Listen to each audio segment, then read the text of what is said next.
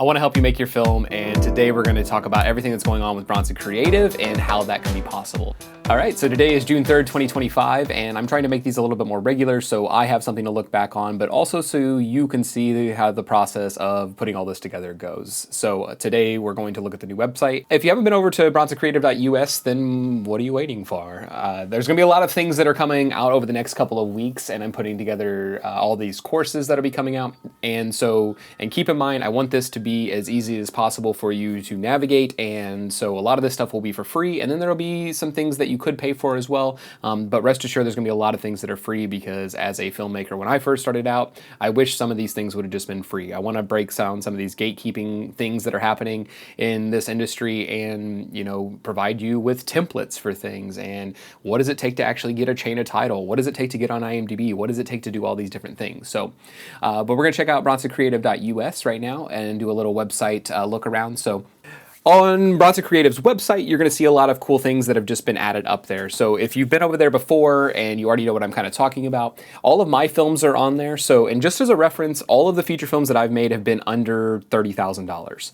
And so I want to put that out there first and foremost. And so I've had films that have premiered at Dances with Films at the Chinese Theater on Hollywood Boulevard. I have films that have premiered at Rain Dance in London. Both of them, or most of them, were available on distribution at one time. I have all of them back now, and that's why you'll see the physical media there. So when you get to where your film is available for distribution, I want to talk. I want to help you get your film on physical media. And so, but if you go to the education tab, which is what will pop up first, you're going to see a whole kind of platform here that is all about making your film. And so I want this to be as easy as possible, and I want it to be available for you. And so what you'll see is if you go right here and it says download your free filmmaker starter kit, all you're going to do is put in your email, you're going to press submit, and it's going to give you a download link. So thank you, click here to download your starter kit. So once I click on that, it's going to ask you to make a copy of it. So I want you to make a copy, get it into your account. Nobody else needs to see it. And so I'm going to make that copy. And when it pops in here, this is just a little document that I've kind of put together. And so just as a reference, I'm not a lawyer, I'm not legal counsel or anything like that, but these are film documents that I have used to make all three of my films.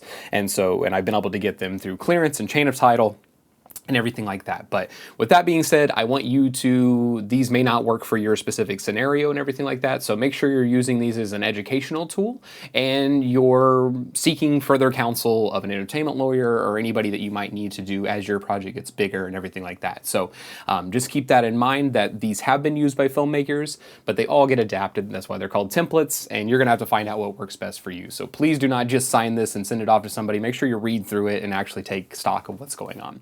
So there's going to be some to-do lists, some blocking and location maps, non-disclosure. So you might be sending your film out to other people, and that's a good place to start, is a non-disclosure. And that way, somebody that has your film, you're just on the same page in case anything were to happen.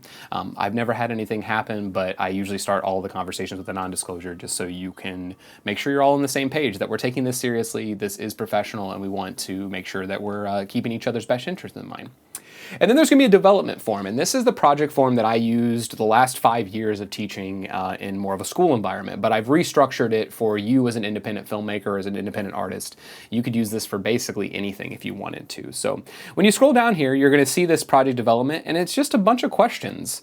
And so I think one of the things that was the most difficult for younger filmmakers when I was working with them is just feeling the confidence to be able to throw out bad ideas. And you're going to have a lot of bad ideas. Most of the things that I make started with just a terrible idea that I wrote down on a piece of paper. I have notebooks kind of everywhere, and so these notebooks are just full of ideas. And not all of them are good. I would say maybe 10% of them are going to be something that's actually usable when I'm finished.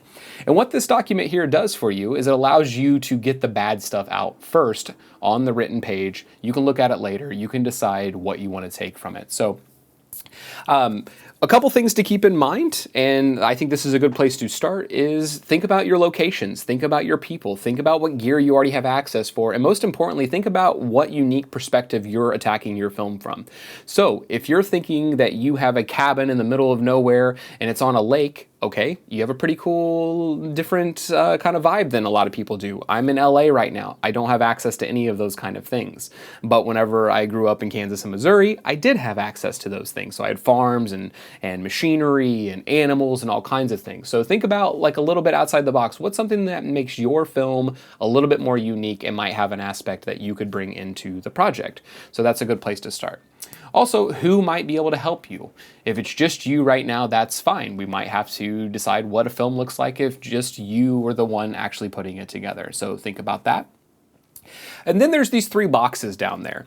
And so you'll see idea 1, 2, and 3. So you probably already have an idea about your film. You know, it's this person meets this person goes here. Whatever it is, it could be this and this and this and this. It doesn't have to be super structured out at this point. Don't stress yourself on that part. That's not important currently. Now that you have idea 1, what happens if I change? Maybe I change the main character to be somebody else. Maybe I tell the story from a different perspective, see where that leads. Maybe I think about something a little bit more experimental, or maybe it's the genre that I'm going to be in. Maybe I thought it was going to be a horror movie, but actually it should be a sci-fi or a drama, or maybe it's a mockumentary. So start thinking about how you could push those elements of your filmmaking and go across those 3 different boxes of those different ideas. So think about that a little bit and push yourself. It doesn't matter if it's bad. You're the only one that's going to see it right now.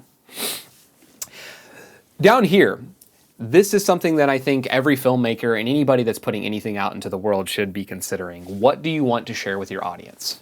What do you actually want your audience to feel? So when I'm working with students, especially younger students, they don't really think about this because they think it's just funny or whatever they're putting out in the world, everybody's going to love. It's not the case.